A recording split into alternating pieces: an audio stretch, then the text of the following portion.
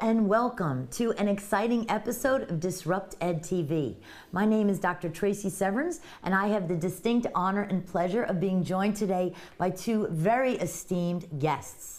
I might even say famous, actually. People are going to know you. This is going to be very exciting.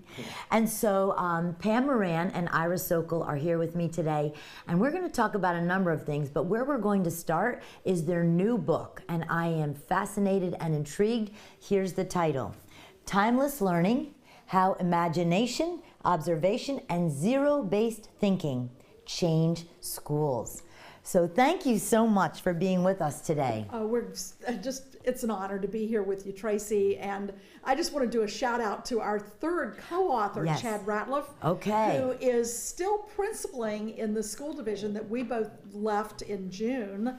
And so one of the things that I would just want to say is that Chad's back there doing the work, plus raising two middle schoolers who keep him so busy.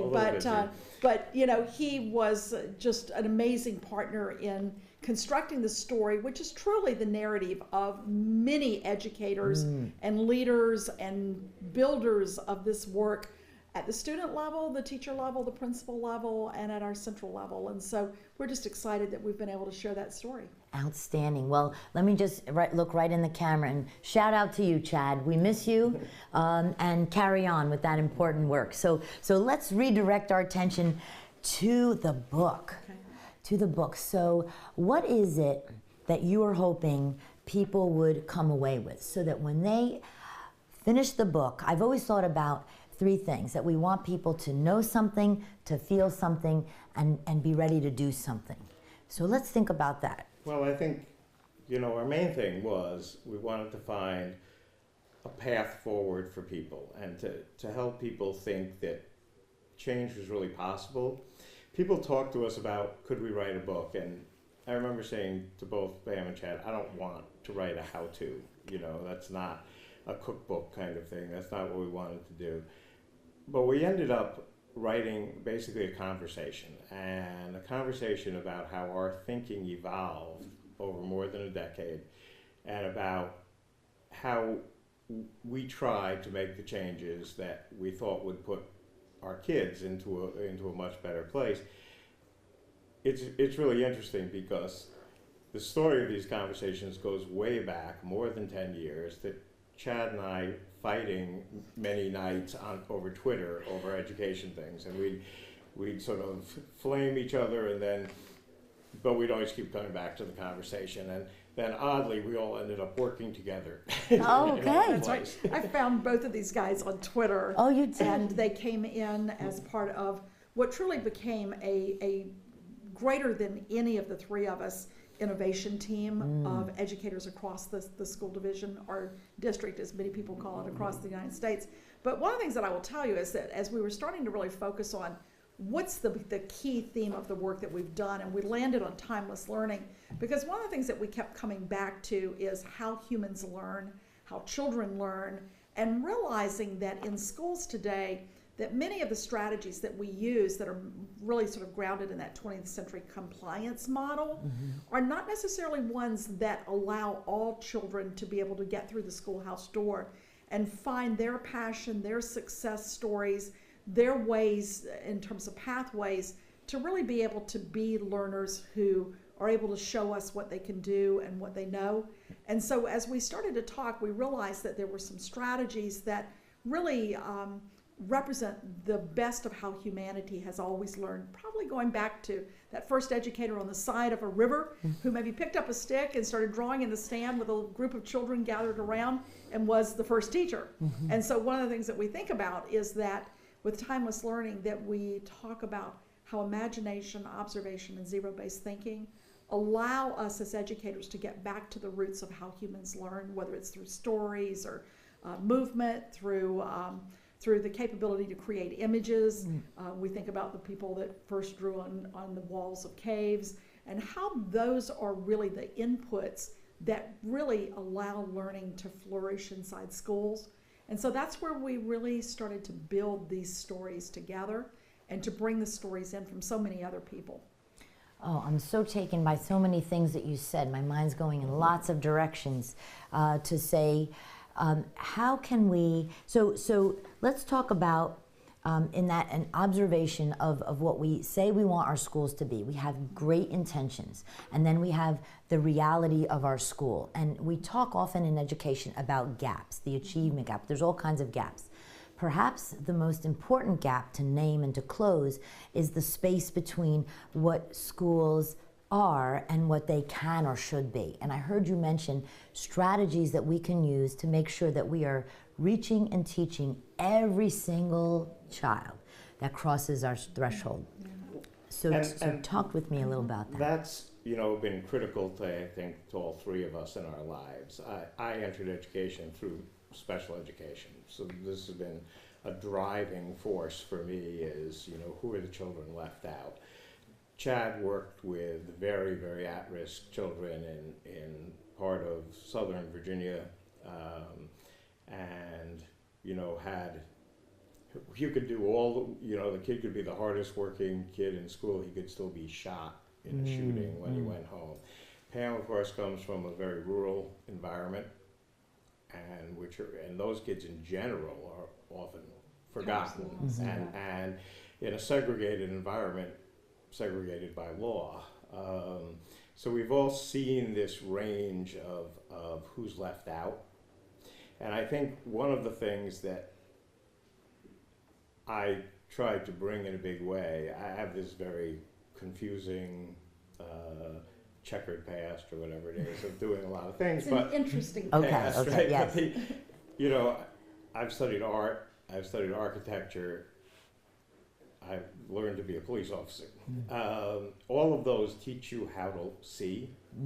Observation is a key part of those educational strands. When I got into education, I found that was not part of the learning for educators. And how to really see an environment, see what's happening in it, and to see it from a point of view of your seeing in a crowd, being able to see individuals is such an important thing. And I think from the very first time we walked classrooms, we've been talking about that. Yeah. Well, and I think that one of the things that really complements that, Ira, is what you've always said, which is that kids who come to us from different backgrounds, particularly kids who live in poverty, don't come knowing less, they come knowing different. And so one of the things that we've really tried to do is to really focus on how do we approach strategy through an asset strategy? How do we really look for the strengths of kids, what they can do, what they do know, and to use that to really scaffold learning for those children and with those children? Because too often what we tend to do is to look at more of a deficit-based model in education, where we're looking for what do we need to fix about a child versus how do we really build from them as people who in their own right know a lot and can do a lot if we take the time to really discover that. Yeah. And what we have found in our schools is that as we really started to work and build multiple pathways to learning and lots of different ways that kids could access learning, that we started to discover that there were kids that were invisible, or if they were visible, were considered to be more problems than solutions in our world as educators. And all of a sudden, we started to have people say, I didn't know he could do that. I didn't realize that this child had this as a particular experience or strength. And when we started to see teachers turn around their thinking, and obviously some teachers come to that very naturally, we started to just see talents bloom all over the system that we might never have seen as educators. Wow. Because I think one of the things, and just to add into that has always struck me is, I remember, and this is probably a dozen years ago, but on the same day, the New York Times, in August, the New York Times and the Guardian ran stories about kids starting like 6th grade, which is secondary school there and middle school here. And the article in the Times was all about what medications you could give to your child to make middle school okay. And the Guardian article was all about how the schools needed to change to make the kids okay. So, it shouldn't be the job of children to conform to the environments and the learning styles of adults. That's not their job. Our job is to make the environments conform to their needs. Well, and I think that we also just today reflected on the fact that one of our favorites is Chris Emden at Yes. Columbia University, who says children should not have to prove their self-worth to the educators, that we should be constantly being the folks who are looking for that with young people, and that we should be really supporting kids up versus kids having to prove themselves to us. I think that's a really different way of thinking about the work that we do. Absolutely. I mean, as you're talking, I'm thinking about the importance of really knowing our kids, and that goes beyond just, as you mentioned, skill deficits or just their name. To know them as people, to know of their hopes and fears and dreams, and the other piece is to know of their, let's say, their. Actually, I completely lost my train of thought. Their aspirations and yes, their passions. So some people have said to me, well, I don't have time for that. We don't have time. We have to teach them. So, you know, what would you say to people who say we don't have time to get to know every student because we've got to teach them. We've got these high stakes accountability measures. You know, how do we manage? But you can't get them to learn until they are in a safe place and in a place that supports them. One of the first things I did in Albemarle County was I visited one of our rural highest poverty schools, and we use a program called Responsive Classroom. Every day starts with a morning meeting to, you know, make kids okay. It's a kindergarten classroom on a Monday morning, and these 5-year-olds were discussing whose electricity had been turned off over the weekend. Now, you're not going to teach the alphabet until you deal with that. You know, it's just not possible. And so what we're doing when we're just teaching them is we're getting them to memorize. That's training, and it's a rote example, but it's not learning, because memorized facts can't be used in And they complex disappear ways, pretty and quickly. they disappear very quickly. So, you know, one of the things we talk about is giving kids time. It's one of the reasons we tried to do away with age-based grades in elementary school and things. Give kids time to move at their pace. And, you know, our kids did okay on the state high-stakes assessments, but it was not our goal to be the top of the state in that. That's not the goal. You do that because it keeps you out of trouble, and it allows you to do the other work. But I think that the other thing, too, is that you have to look at where our teacher educators are, that we're coming out of a decades-long focus on accountability now, and there's been so much power that's been removed from teachers to be able to make good judgments, to be able to see kids as individuals, to be able to take time, because we so mass standardized everything, from the lives of teachers, the work that teachers do, to the work that the kids do, and even principals too. And that's, you know, as Ira says, you know, that what the problem is the system. It's not necessarily the people that are inside the system. But we really think about that, you know, teachers are in many cases some of the most creative individuals we know, but they don't have a lot of opportunities to actually act on their creativity.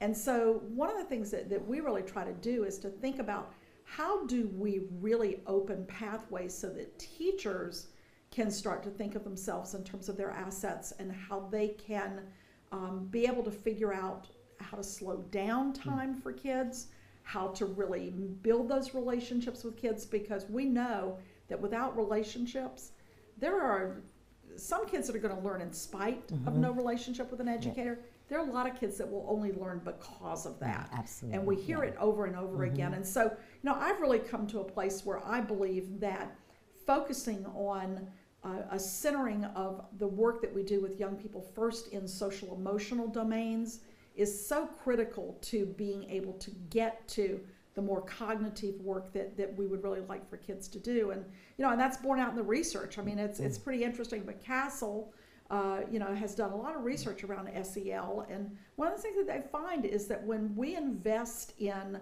building relationships and building community, that we actually get increased achievement on the things that, you know, are the more difficult pieces of what teachers sometimes struggle with. And that is, how do you get kids to pass a test?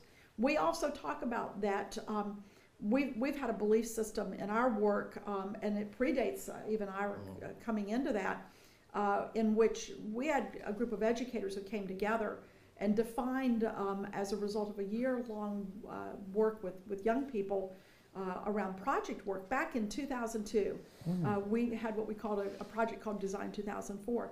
Teachers walked out of that and said, what our kids learned was so powerful, we need to capture it. And we spent time doing that and came up with lifelong learning competencies. And one of the things that we started to talk about is that we're educating for kids for life, not to just simply pass tests. Right. Because what they take with them when they walk across that stage, what we do to help kids graduate from high school who might not have that option otherwise, those are the skill sets that are going to let them continue to grow, evolve, and really make the changes they need across their lifetime to continue to find success, not just at work, not just as citizens, in our democracy, but in their communities and their homes. And so that's been our focus in a lot of the work that we've done. And I think that that's a restorative way of thinking about what is the whole purpose of education anyway.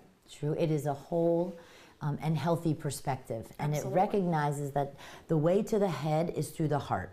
And certainly, I believe I started my career in special education as well, some tough customers who dare you to teach them on some days. And I think what we all need to do is to stick in there. And I think to realize that we don't have a forced choice, that we really can teach kids well and reach kids personally, that we can really do both at the same time. So to address the social emotional doesn't mean we abandon the academic, nor does the converse have to happen. No. And it's really, these are pathways. Yes. And I think the other thing too that is really critical to always keep in mind when you talk about, how do we have our kids get to the place that we would want them to be able to feel that they are ready for life, is that that really demands that we really think very seriously about the variety of pathways that we have to provide. And there is no one path for all. And yet one of the things we also have to keep in mind is that when we say that all means all, that we're really talking about equity through a very different perspective. Because one of the things that Ira taught me, and you might have some deeper conversation with him about this, is the concept of universal design for learning, and looking at how do we make sure that kids are getting the tools that they need to access curriculum, and that we aren't blocking them because, I have a bias that if you can't open that book and read it, then you're not reading. And one of the things that Ira brought to the thinking of some of the work that we were doing is, if getting access to that book means that this child needs to listen to it, that's an okay pathway. And we need to accept that and actually validate that. Right, about removing the obstacles. And one of the things we tried to do very aggressively is remove those obstacles. And in fact, the follow-up to Design 2004 was called Design 2015 and in 2012. Okay. Right? And where we asked all of our schools to give us what's one thing that's an obstacle to you doing what you want to do, and we'll help you with it. And we did all sorts of things, from technology to tearing down walls. One school that is 50% Latino wanted to send teachers to Central America for an immersive summer thing. We found ways to support all of these. It wasn't a competitive grant, it was what do you need. And we actually had a very small pot of money, but we spread it around well and did things because it's those obstacles that are there. And there's a range of this. So when we went to one-to-one computers, all of those computers have all what used to be called assistive technologies on them. These are all free these days, so you don't have to pay for them. So there were multiple ways on every computer to do speech to text, to do text to speech, to handle numbers differently, to handle chemistry formulas differently. All this stuff was available to every student. You didn't have to say you were special. And it reminds me of a story because, we tend to think of those assistive technologies as being of value to the kids that truly, bring disabilities with them that need that support. But I'll never forget hearing that in one of our high schools, that the kids that are perhaps some of our strongest academic students had discovered those tools and were using them because they could do all kinds of things. And this one young woman said to me, she said, you know, Ms. Moran, I use that text-to-speech on the bus because I can't read on the bus, but I can listen. And so, you know, it really started to do the same thing. Spread. Well, you talk about it from the standpoint of curb cuts. Curb cut theory, Yeah. you know, the curb cuts that were, you know, the goal of all people in wheelchairs only spread because every mom with a stroller discovered they wanted this, you know, and so it's building a community around anything, but it's also, you know, what spaces the children need. Yeah. Where do they need to go? When we started saying to teachers, every kid should be able to walk into your room and choose where, how, or if to sit. That's challenging at first, but within a couple of months, our middle school teachers started to talk about having either belly writers or standing writers. Kids were either lying on the floor with their laptops or standing up to write. If, you know, people would come to us and say, this kid can only work if he's dancing. So, okay, let's get him a table he can stand at and dance. It doesn't matter about those things. And when we started to rebuild spaces in the school or adapt them, that was a key thing, creating caves, campfires, watering holes, as it's called. I was in one of our schools that we were rebuilding and converting completely to multi-age, an elementary school, and I pointed to one sort of strangely shaped high table in the room, and I say, the kids use it. And they said, like, Javier does, because he lies under it every day and does his work. Well, okay. The furniture is working. That's right. I always thought we should replace the furniture with learniture. So learniture is where you would be to learn best. And in my school, and it comes back to an idea you were sharing earlier, is I think what we all need is permission to breathe and to think and to be creative. And when I was talking about when I was a principal in my school, that I felt that if we could change the furniture, we could change, you know, how and kids learn and the way that they learn. So I had a teacher who came up to me after and said, did you really mean that? I mean, are you serious? I said, yes. So she went that weekend and bought dog beds and lawn chairs and all kinds of things. And there were students who would run to her class because they wanted that pillow or that high chair or low chair or like, and it's so... Dog beds are an amazing win in the lower grades. It's funny, but you know what we started doing was just giving permission. So I hear from teachers in other places who say, "Well, we're not allowed to go to Goodwill." Well, we're not only allowed our teachers to go to Goodwill. We're around the University of Virginia. So if you drive around in May, as kids are moving out, you can pick up all sorts of things. I always say they smell a little funny at first, but you know after the bulky summer, day we used to call it. And you know, and people then say, well, will the kids fight over it? No, they don't. And there's one story, one of the teachers, and we talk about him in the book, was when he was teaching third grade, he took this great picture. Kids are drawing on a tabletop with dry erase markers, and they've drawn this map of the world. They're like 4 kids. One kid is sitting on the table, sitting on his knees, drawing. The others are standing around. He said he showed it to teachers, and teachers would say, well, if one kid sits on the table, they'll all want to. And he said, no, aren't you looking at the picture? He wants to sit on the table. The others clearly don't. Right. You know. And one of the things that we find is when you unleash the creativity of teachers, and we say creativity goes contagious, that you start to see people doing all kinds of interesting things. And, you know, we were out in Iowa in a small, tiny school district there. And we visited a school that had almost no resources. They live on how much? $6,300 a year per pupil. And so we were there, but we go into this wonderful classroom, and there's a teacher who has bought these big plastic tubs that had lids on them and cut half of the lid off, and the kids had turned them into reading boats. And so, you know, there was a pillow down in it, and this one. I want to sit in one right now. And I said, show me this. And so one of the things that we think about is that solutions can be things that are less expensive. Yes. And that if principals and superintendents can see their way to thinking about how do you redirect, how do you repurpose your resources, we could support up the creativity of teachers and maybe unleash that potential to look for ways to reach more kids. Because when you modify the environment like that, all of a sudden you find that child that really doesn't like to read ends up in the boat. Well, we did have a reading canoe in one of our Okay. Yes, we did. But bathtubs and tents. And imagine if you were to ask kids, if you could read in, on, or under anything, what would that be? And they'll come to you with amazing, because some kids love a cozy little place. Like, you know, when you sleep on the bottom bunk, there's a womminess. Right. Get it? I said that on purpose. A womb. It's safe. It feels like a hug in a chaotic world. Well, and as you know, our elementary librarians started tossing out their big encyclopedias in print, you have these huge shelves. What they started doing was putting pillows in those little stick-up lights. oh Kids yeah. would just go into them.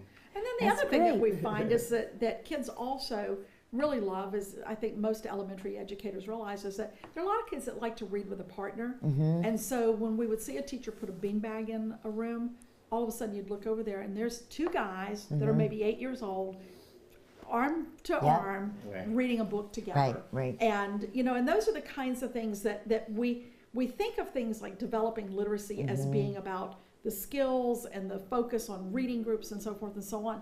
But one of the things that we also have seen are the amazing stories of kids who become readers as teachers do the kinds of things that just draw kids in and invite them to grab a book. And that happens in a lot of different ways. But furniture or learnerture, I love that phrase, can facilitate changes in the environment. We had a teacher, we oftentimes when we've worked with groups, we'll say to people, so pick one thing that you can do back tomorrow and do that one thing. It could be very tiny or it could be very big. We had a teacher write us literally within, I guess, probably 24 hours after we had done a session, and said, you know, I went back and the one thing I did was to say to this one little boy, if you want to stand up in class, you can to do your work. And said, you know, this is a child who's bounced out of my class all year long and literally lasted the entire class for the first time without being in timeout or out in the hall or into the office. And it's simply because, and her belief was, I let him stand up instead of requiring him to sit in the same chair as everybody But doesn't else. that make you wonder who in our schools really has learning disabilities? It's the adults. It's because we keep perpetuating things that very obviously are not working. You know, and Tracy, I'll tell you that this is something that Ira and I've talked about. You know, I was the student that every teacher dreams that they'll have coming through. The angelic one. I did. Yes, yes. I was a great Ask reader. for extra credit. Great reader early on. You know, really worked hard, great effort. I did sometimes talk a little too much, as my mother points out on some of my report cards. But, you know, I was a great student in terms of academic competence. Ira, on the other hand, really had struggles with that. It's not my favorite place. Yeah. Not, Okay. and You know. even my grad school profs would say that classrooms were not the place I ever wanted to be. And Chad was sort of in between, but closer to me. Yeah, You know, Chad describes himself as becoming ungifted between 8th and 9th Oh. grade. You know, Chad would talk about in high school making sure he got sent to in-school suspension once every 2 weeks so he could do work and catch up on things. But we brought these different perspectives in, and you start to grab the perspectives of other adults who remember. You have to bring back people's memories of childhood. What was school really like when you think about it? But one of the things that Ira has said to me, and you know, if you talk to educators about their young lives and things that they love to do, many educators actually were really good students in school. We loved school. We played school. We were good at school. And so our paradigms, our norms for what it takes to do well in school are the things that allowed us to do well. That's not true of some bandwidth of kids that we serve. And it's hard for us to relate, and we bring our own biases. And so a kid like Ira, who obviously has an amazing capability to process, but not in the way that I do, really got left out of school pretty intensively. Until I found, you know, in high school, I was lucky enough to go to what was back then called School Without Walls. And, you know, go figure out how to learn, and there are no other rules. that taught me that experience. And, you know, back in the 70s, 80s, there were lots of these schools before the accountability movement rolled in. These schools had amazing track records, you know, and I always point out that the school I went to, it lasted 17 years. It had a 99% graduation rate and a 95% four-year college attendance rate. Nobody was in that school because they were doing well, right? Nobody was playing school well and ended up there, you know. So it took kids who were on their way to drop out to things, and by this, you know, is counter to what usually people do. They just gave us the freedom to find our own way to do things, and they gave us the time. We were talking in Philadelphia yesterday, the day before yesterday, I guess. I can't remember now, but we were talking, and someone said they were at the Philadelphia Free School, and they walked in and kids are sleeping. Well, okay, if that's what you need to do right now, that may be the best use of your time.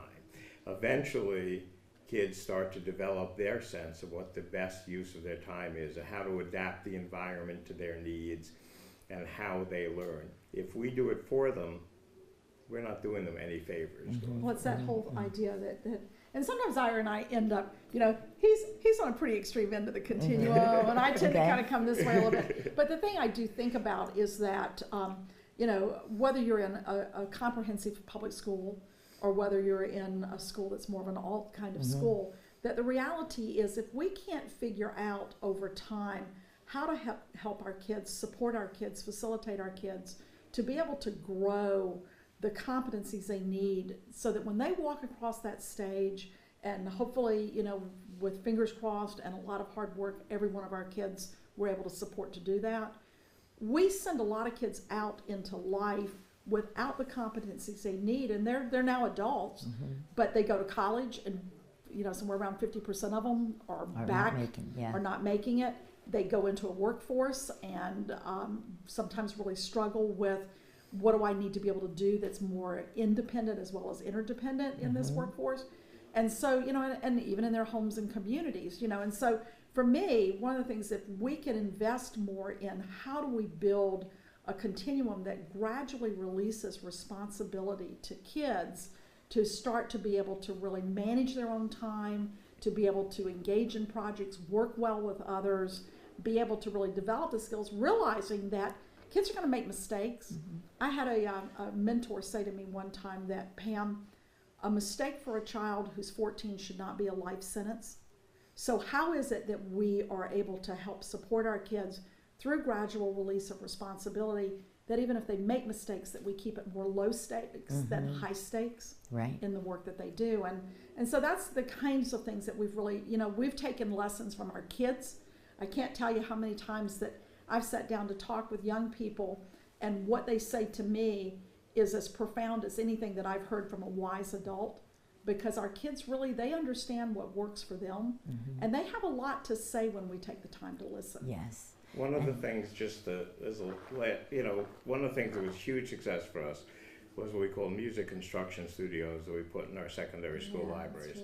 And this all came from a group of kids with a library teaching assistant and a librarian, and they came to me and said, we have a closet in the library that's filled with old overhead projectors. Can we throw the projectors and VCRs, right? Okay. Yeah. Can we throw these things out and use this room? We want to do a music studio. And by the way, do you have any technology? We let them throw everything out. We gave them 2 old desktop computers, and then watched what happened. And these kids constructed something so incredible. And as they said, it changed the entire school, because when you started doing this, it drew all these disparate parts of the school population together. So you had rappers working with classical violinists and students that are in AP English. Working with that. It was great when rappers asked AP English students to come help them find alternative words to the words they weren't allowed to say. They, you know, your own thesaurus. Yeah. But and so they taught us what this was, and it wasn't a class. It didn't have a schedule. Right. It didn't have, but kids were there all Sure. the time. And I think that one of the biases that I have now is that, I sometimes go places and people will say, well, that's good for those kids, or that's good for that group of kids. And it's kind of hilarious because when you talk about something like multi-age, you'll hear from one group of folks that, well, that's good for kids that come from middle-class families, who are, da-da-da-da. And then you'll hear from somebody else and go, well, not for us, but it's good for those at-risk kids. Yeah. And so you hear these different perspectives. It's good for everyone else. That's right. It's that sort of Yeah. not in my backyard sort Sure. of focus on change. But the thing that we really find is that, we have worked in a community where we have rural poverty, we have urban poverty, we have some of the most high-end families that you can find anywhere in the country, because it is the University of Virginia. Law school, medical school, business school, and arts and sciences, among other schools there. And so, what we have found is that when kids get involved in work, and here's one of the things that came out of this Design 2015 project, we had teachers that said, we want our kids to have passion time, genius hour, those kind of times where they can do passion projects. Yeah. And we had people that said, well, what we really want our kids to be able to have problem-based learning, where we give them challenges and they're able to take that on. And we have people who said, no, what we want is PBL, project-based learning. We ended up calling it, as one of our pathways, P-based learning, and said, what if you integrate passions and projects and problems together? Yes. What do you get? Yes. And so one of the things that we have found is that whether our kids are working, coming out of, high-end, highly educated families, or whether they're coming out of situations that are pretty poverty-driven, what we find is that parents and teachers, when kids get turned on to learning, it's as if everybody gets excited and that there's a lift to the work. Yes. So it works for all of our kids to have those experiences. Yes. And we've seen amazing work come out of young people that could have never happened if we had not had those opportunities available. And teachers that were willing to take the risk to try it out. That is outstanding. So it sounds to me like what you've helped put together here is that you have gone into schools, all kinds of schools, and you've listened. And you've listened for the stories, you've listened to the teachers and the students, perhaps to parents as well, and put together all of the lessons that we can learn from the experiences that people are having, and have given us an opportunity to learn from those stories. Yeah. So I really appreciate that, because I'm hearing a real emphasis to infuse joy back in schools. There should be a pulse to learning, and where we kind of relax a little bit, breathe, provide a little bit of room for people to experience their learning as passion projects, that amazing things can happen. So this has been quite an inspiring conversation. Oh my gosh. So I think we're probably going to bring our discussion to a close for now. And I hope to be able to continue this conversation with you certainly another time. So I would like to thank Ira Socol and Pam Moran for joining me and talking about their book, Timeless Learning. I know this is, well, this copy might not be here at the end. It might be in my bag. I'm just letting you know. There you go. Because I'm going to build a boat and I'm going to sit in it and read this book. I love it. I'm excited. It's called How Imagination, Observation, and Zero-Based Thinking Change Schools. I hope you'll read it. I thank you for sharing it with us, and I look forward to talking with you soon. My name is Dr. Tracy Severns, and I thank you for joining us for an exciting episode of DisruptED TV. See you next time.